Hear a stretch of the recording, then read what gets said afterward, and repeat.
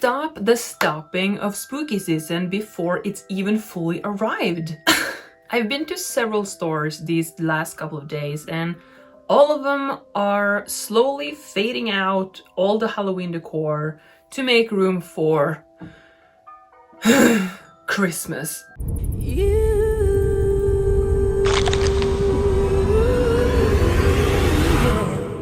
Hello there and welcome to my channel where we honor everything horror-y when it comes to writing, books, and especially movies. My name is Frida and I'm feeling my inner Grinch just like wringing itself out of me because seeing all the Christmas decorations and everything so early, it's not right. So to fight the system, I am now pushing out another video reminding everyone that spooky season is still here, and I'm just mad about the sections in the stores that tells otherwise. So I split this video into two, and one part will be the rewatches that I'm gonna watch, and the other part is gonna be the new movies that I'm gonna see, because sometimes you wanna see something familiar and sometimes you wanna get spooked by something new. Up first we have my rewatch list. Now I have made a video before spooky season started where I talked about 12 movies that I think that you should watch in the beginning of spooky season or in the middle, in the late end of spooky season. So definitely get on that if you want to get some recommendations. So the movies I talked about on that list are not on this list, but I'm gonna rewatch these movies anyway. And most of the rewatches are just for the vibe, not so much for the spookiness. First up, we have Sleepy Hollow, the Tim Burton movie from 1999. I really like this movie, again because of the vibe. I really love Tim Burton movies in general. Tim Burton, Danny Elfman, and Johnny Depp, you can't really go wrong with that combo in my opinion. Really just like dark gothic vibe. So in Sleepy Hollow we're met with Ichabod Crane, played by Johnny Depp. He's kind of like a doctor. He gets the very nice job of trying to solve a mystery in a small town called Sleepy Hollow. You know, the Headless Horseman is a character that is very much present in this movie, and it's just phenomenal that you can kind of see that it's theater, you know? But I love it. I think it's really cool. Also, the lead actress in this movie also plays the lead actor in Casper, so I really love her. Next up we have Twilight. Okay, Twilight.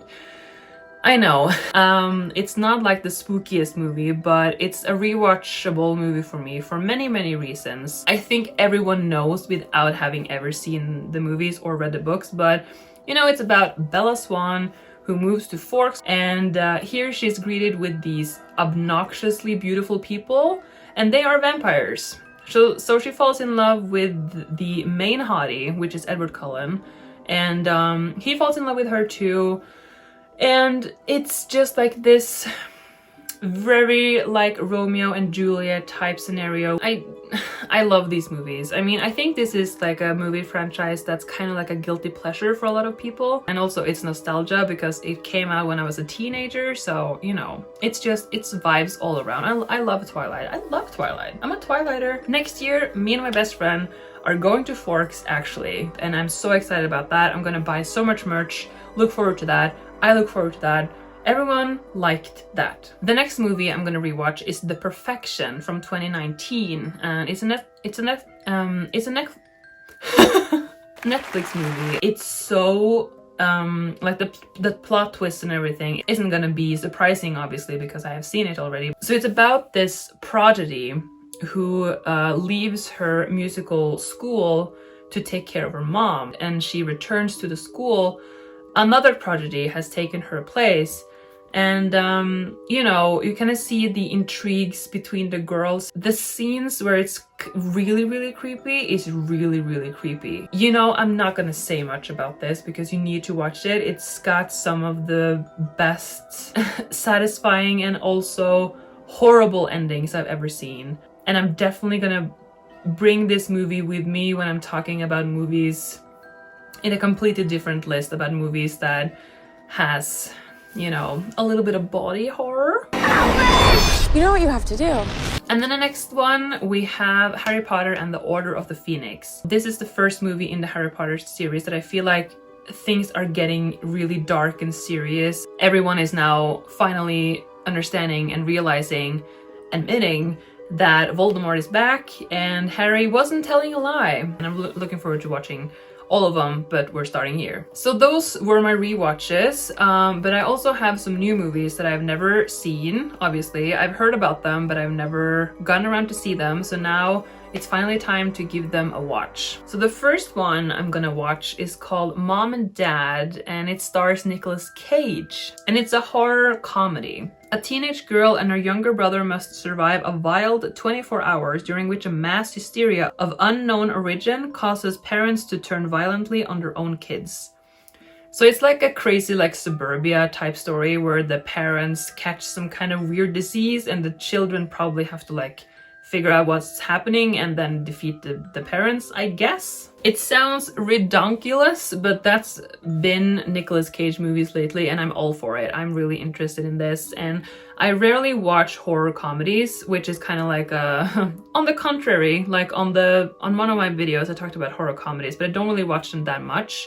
But they're awesome, and I'm really excited about this one. Next up, we have The Boogeyman. Still reeling from the tragic death of their mother, a teenage girl and her younger sister find themselves plagued by a sadistic presence in their house and struggle to get their grieving father to pay attention before it's too late. I really love monster movies, like when there's an actual monster there. I really like that. I don't want to see too much of the monster, but I want the monster to be there, you know? I'm always interested in this kind of plot. Next up, we have something that I'm really excited about because this is something that I grew up with, and that's the new Goosebumps series. A group of 5 high schoolers unleash supernatural forces upon their town. Now they must work together in order to save it. And one of the actors in it is Justin Long, and I love Justin Long. He's one of my favorite actors for some reason, even though he's in Tusk, which I have a lot to say about. Even though I'd never want to talk about that movie again, I feel like, when it comes to like the body horror list that I was talking about. Maybe I'll include it sometime, but I don't know. I love novella, or like a what do you call it? Anthropology type novella type series movies, like Creepshow. I really like that, and I really want to make that someday. It's perfect. It's a perfect format. Next up, we have Grimcutty. Grimcutty? Grimcutty. A suburban teen girl and her little brother must stop a terrifying internet meme brought to life by the hysteria of their parents. And I feel like that's really just like such a modern way to create a monster. And I really like that. I'm really interested in this. Like it says that with her phone taken away and no one who believes her, Asha has to figure out how to get through to her parents and stop the Grimcutty once and for all. This reminded me of Come Play, which I also really like, where they have to use their phone to like see the monster. And I hope that we don't see the monster that much, because that was what made Come Play such a good movie. Lastly, we have another, I think, horror comedy, and it's called Hellfest. A masked serial killer turns a horror-themed amusement park into his own personal playground, terrorizing a group of friends while the rest of the patrons believe that it's all part of the show.